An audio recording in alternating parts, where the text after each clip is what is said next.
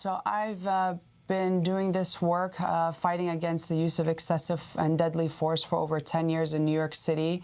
I know the NYPD patrol guide very well and how it plays out in the court system.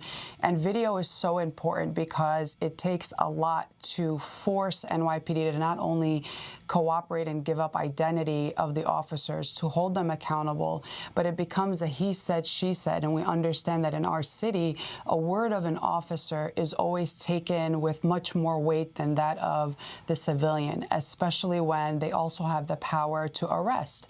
And so the arrest becomes a question of integrity for the victim. And it's very difficult to piece out in court, which can stretch out over a year or 2 years' time. But having the video for the world to see clearly memorializes what happens, and it records the actions of the officer and allows us to hold them accountable and to pause it in certain moments and to ask, what could you have done differently here?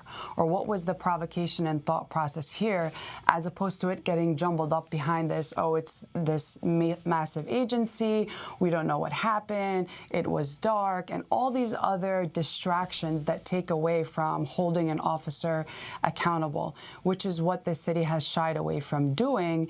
But I have dedicated my career to holding law enforcement accountable and to getting the city to face these questions from families and from people like Dunya, who now are expected to just go home and act like nothing happened and live with this trauma for the rest of their life.